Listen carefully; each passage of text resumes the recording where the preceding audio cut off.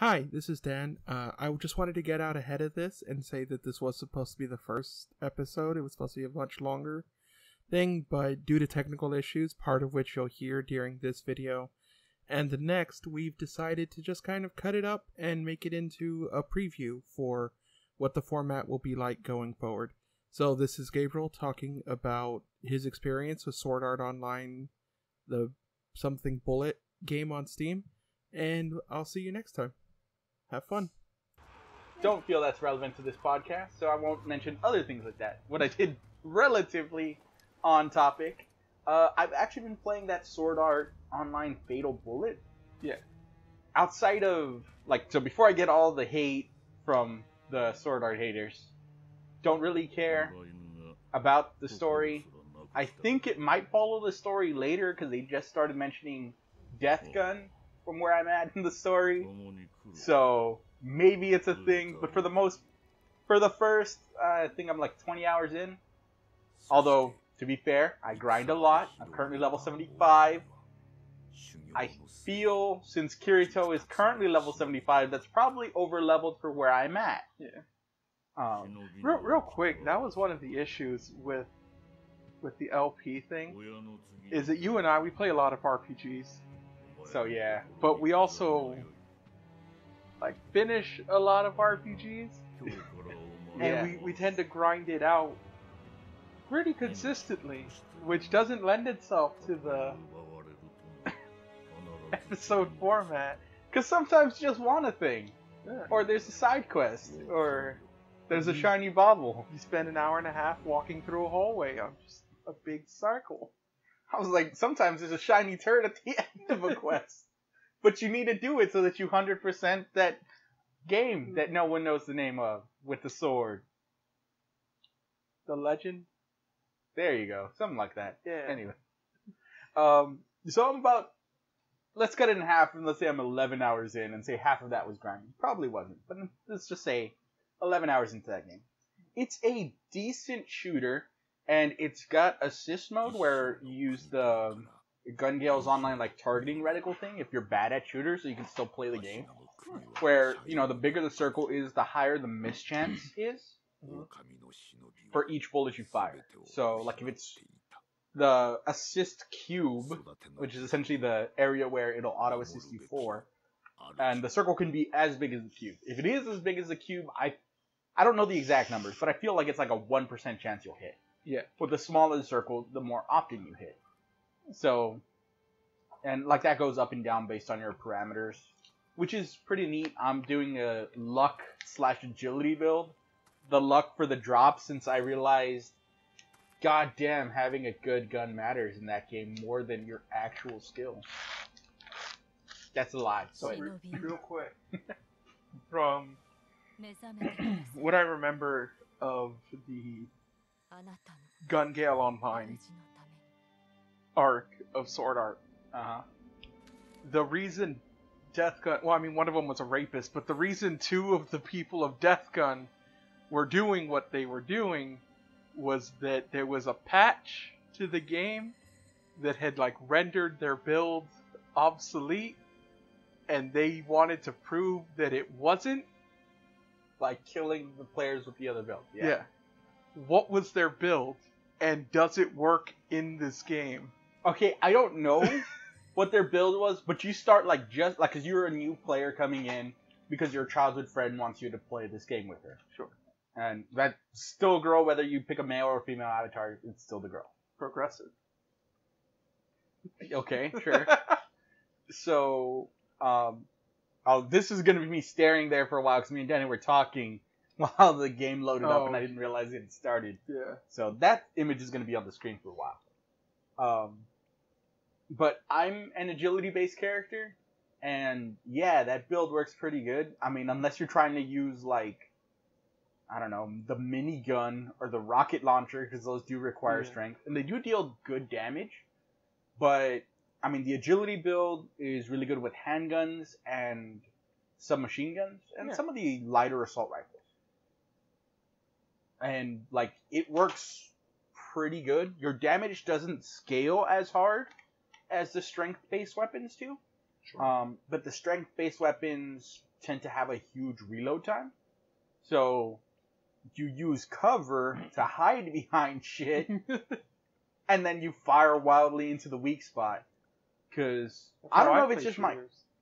That's how I play shooters. Yeah, basically. I mean, the AI starts off like fairly dumb and will just like run at you in a straight line for like the first area or so.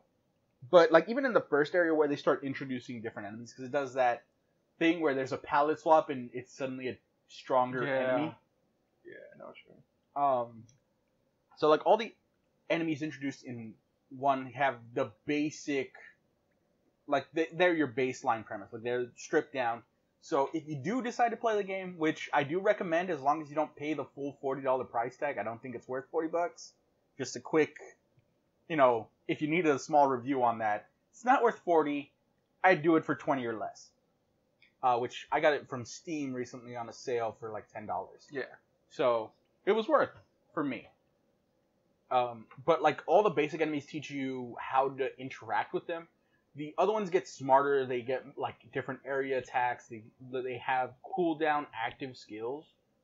So like it does get harder as you go on. Are like the enemies like random monsters, or are they? No, they're players? set spawns. There are players, and those players level up with you. Not like one for one, but sometimes they can appear over leveled than you, and they can appear under leveled than you. Mm-hmm. And it tells you what type of player, like it'll say player shotgun or player sniper, and they will use skills. So like the worst thing you can do is let a sniper run away, because their aggro range seems to be the entire goddamn map, and they will follow you from as far away as their gun can hit you from, and just take pot shots at you all day long. Hey, look at that! I finally realized that I was loaded in. But like the really fun thing, or the thing that sort of jumps out at me, like from that whole game, is your skill can matter, but if you suck at shooters, because I mean, let's be real here, I haven't been good at shooting games since like 2000. So the last time I took a shooting game seriously. Yeah. Now I'm just complete garbage at it. I don't even try because I know I'm garbage. But if you are good with it, you can, aim down your sights. You can manually target the weak spots and everything, and it gives you a higher crit chance. So if you're a high skill based player, you can actually probably try and do one of those low level runs or a level 1 run of it. There are a couple downsides to it that I don't like. One of them being, until the point where Death Gun gets introduced, Kirito is like always 8 levels ahead of you, no matter how hard you grind. And I put that to the test. Yeah. Like, they very much let you know, this is Kirito's world. You get to be a part of it, not the other way around. Side character here. Yeah, like, you're free to not to have him in your party, but you know what? If you decide that maybe you want to just enjoy the cutscenes, just bring like Kirito and Asuna, and they'll kill everything for you, and you can just enjoy the nice scenery. Oh, I thought the item you're talking about. Yeah. So that's a downside. There are other side characters. You get all of the main cast. I happen to buy the deluxe edition, which came with a bunch of different side characters that I'd never seen before. Mm-hmm. I don't know if that's just because I don't really watch Sword Art, and so I don't know who they are. But like I did see the first one and like all the ones from SAO 1, whatever it's called.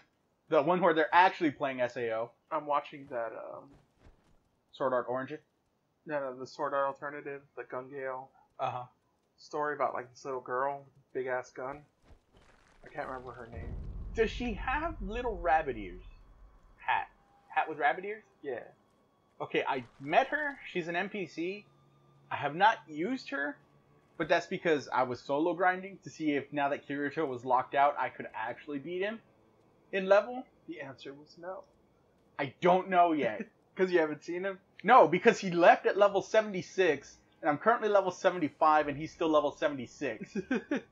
Just to be clear, I finished that game without Kirito. Like, I finished the arc right before. I didn't finish the game. I finished the arc where he leaves to go deal with the thing, and like, there's a Kirito mode you can choose to play through, which I'm assuming is just the story of Gun Gale Online.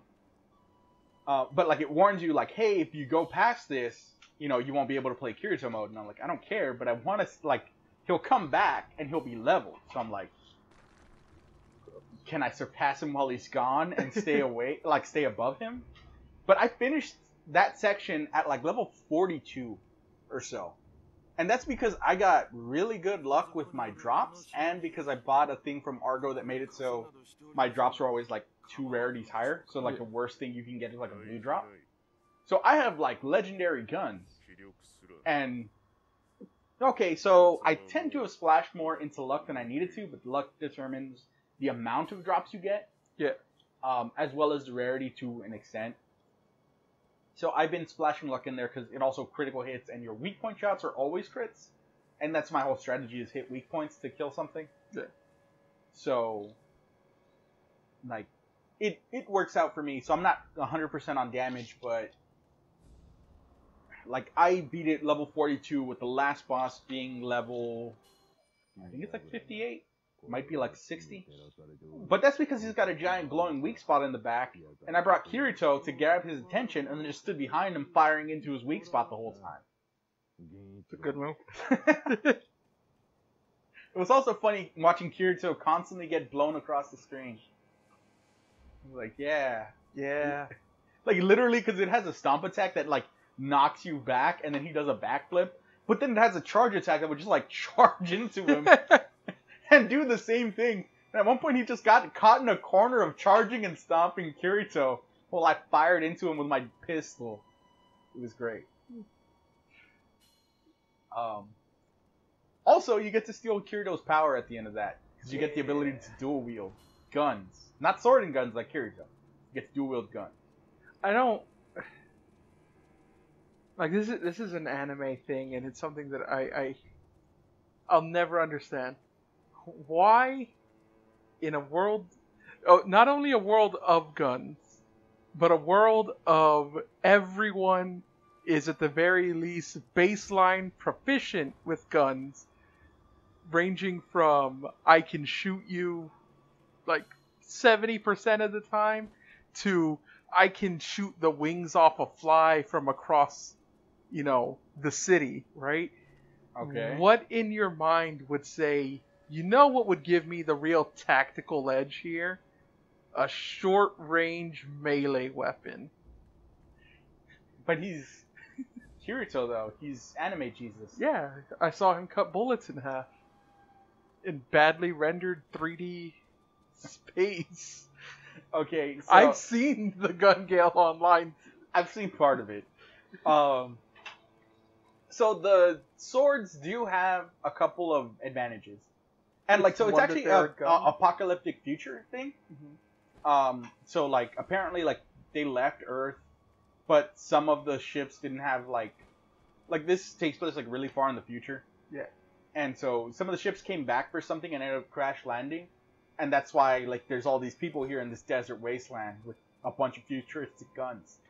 They had lightsabers because of course they'd have lightsabers.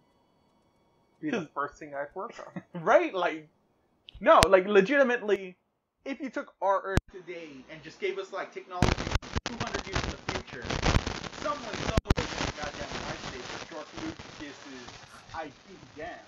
Yeah. I was expecting a little bit more pushback on that, but yeah. No. Anyone who tells you that like lightsabers are not the first sex robot, lightsaber, in that order. I feel like medical technology would be probably before sex robot, but not like real medical technology. I'm talking like cosmetic medical technology. I feel like that falls under the sex robot arc. No. Because it's gonna happen either just before or just after sex robot. Because it'll be just before, and then we'll overtune ourselves so much that the other humans won't be able to take it, so we'll get sex robots. Or we'll do the sex robots and be like, I feel like a chump because I can only do this robot for like an hour at best. And then they'll overtune themselves so they can have records. It's a vicious cycle. Okay, they have people who they have women who are actually competing for the largest fake breasts. Yeah. And like, did you ever see that video of the girl that can crush a soda can with her breast? Like, it is so large and heavy. Yeah, there's that she just like plop. This is when I asked you about mantas. This is one of the questions, like how big does the boob have? And it's actually like everyone above. I forget what it was, but they actually like state how big your boobs have to be to crush the soda can. And it's like anyone above this can do it. I thought you were gonna ask like how big does a boob have to be before it's like too big, and I was like, the size of a head, like a human head. It's just too large. I don't know, because like, what if they're a short person? Like, you know how they have like smaller heads. If it's larger than the average human head, if like it doesn't really count for me because my hand is larger than most people. But even then, you can't use a handful of thing because it's like. What if you have tiny hands? Yeah, like what if you have tiny hands? Does that mean like you're stuck with like actual pixies? Yeah. Yeah. Well, that's the whole. You know, there's a breast out there for everyone. I also like how in the podcast we have devolved into so much faster than we ever did on the actual LP. Also got super distracted from Sword Art Online Fatal Bullet.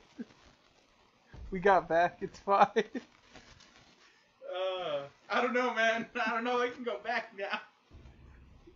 But like, would you recommend it to someone? Yeah, I feel like it's pretty good. I do have to go over the other major flaw in it.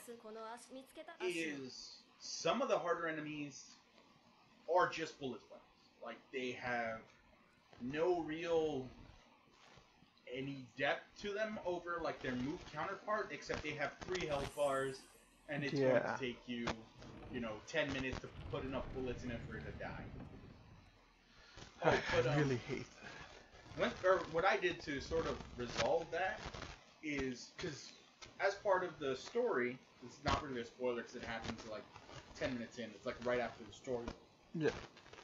You get like an NPC ally that you can customize. And they can be male or female. Like, you design everything about them. Or take one of the presets like I did. Sex robot. You can. There's actually a guy who, like, one of the first side quests you can do is a guy who's like, but I love her, but she's yours, so I'm going to kick your ass and take it from you. And your options are, I don't think I want to do that, or let's go. And if you do the, I don't think I want to do that, he's like, you have no choice. I'm going to wait, because he waits for you, like, right outside of, like, the noob field. Uh-huh. So, like, if you go out to do anything, you're going to fight him. Like, he's going to spawn. So, yeah. Real quick, because I don't want to go off onto this whole thing, I just want to say this real quick. If you have never YouTubed the whitest kids you know sex robot, then you need to do that, like, right now. It is one of the best things I've ever seen. It was a good skit. Sex robot. But I made her, well, I did a female. I was like, I'm male, I'll do a female. Sure. Just as, I Which don't is know. weird, because I always do the opposite. Huh? Like, anytime I have a create a character thing, it's like, I'll make female. Except MMOs, weirdly enough. Usually if you give me the choice, I'll go male, but that's just because I like to sort of get into the headspace of my character. Yeah. And I feel like, I don't know how women think, so I can't do that as easily with a female character. I just assume that they're thirsty as fuck all the time. Foreign logic, Danny. That only works for some females. No, that's based completely off of my experience with my significant other. Okay, that's fair, I guess. Yeah. Like, she's her and Sam are the only women I know. Sam is thirsty AF. Yeah. Alright. That's what I'm saying. It's like, I only know 2, and they're both thirsty as fuck all the time. I don't know. Like, I feel they're down for sex more than people think, but I don't think they're that thirsty, like Sam levels of thirst. Yeah. Yeah, probably. Either way, I can't get into the headspace easily. I don't enjoy the game as much. Yeah. There are some exceptions, but that's because I like the character. Like the Tales of Basara. She's basically super edgy, and I can understand that. I was like, this is basically if Sasuke was female and didn't have magic eyes.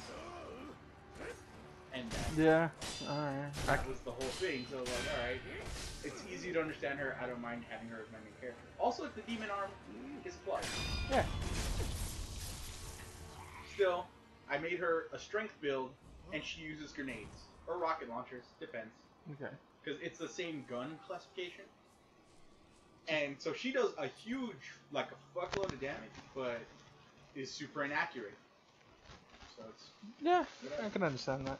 There's also, like, a whole lot of skills. The downside to the skill menu, and I'll tell you this right now, because it's something I didn't know until recently, and it's put me behind on skills where I wanted to be. You have to use... Like, leveling up doesn't get you new skills. Like, I didn't buy skills, because I was just like, I'll get better skills than these, because these are garbage. No, you won't. You have to get those garbage skills to a certain usage percentage before you unlock the next tier of said skill. Like the Tales of Evolution? No, like... Because the Tales of... It's moderately useful. It's not the best, but it deals damage. It extends your combo. The skill... Like, there's one that's like, increase your attack by 1%. Yeah. I'm not level 999 Kirito Sword, Jesus. 1% means nothing. Like 2 damage. That's what I get out of that. And you have to use that shit, like, actually 100 times before you get tier 2. Tier 2 is 5%. Oh, I was like, tier 2. 2%. No, tier 2 is 5%. It's usable. It's a good buff. Alright. Like, you won't feel it as much early, but you're not getting that early. Yeah. Like, unless you're going to go out into the field and just spam tier 1, you're not going to get tier 2 that early. By the time you get tier 2, I'd estimate if I'd actually been doing it from the beginning, I'd have probably gotten it around, like, early level 20s, maybe late 20s, worst. And at that point, the gun damage has gone from, like, 20 to 30 to about 120, 130. That's an extra 5 damage. Doesn't sound like a lot, but on each bullet, that adds up. Especially if you're using like an auto gun, like either the submachine gun or like there's fully automatic pistols, the assault rifles, anything like that. Those little bits of damage add up on your DPS. So if you're gonna play the game, buy a skill. Doesn't matter what type of skill, even if you decide not to use it later. Because one of the things I learned is because different skills can only be used by certain guns. Like the attack skill is literally an all skill. Yeah. Like, it can be used no matter what gun. So, you know, buy one of those just because. But there's other ones that you can only use with a certain type of gun. Unless it's an ammo type skill. Like there's one for the rocket launchers that give you a plasma bullet. Like the next one shoots electric damage, basically. Alright. Which is good against mechs. So that one, if you switch over, doesn't work. It's an ammo type. But you have one like, there's a sniper skill that erases your bullet line, right? Essentially, it gives you a 100% chance to hit on your next shot as long as they're in the auto assist mode, right? You can activate, like you be on the sniper rifle, activate the skill, switch out to your second gun, and you still keep that loaded. That's good.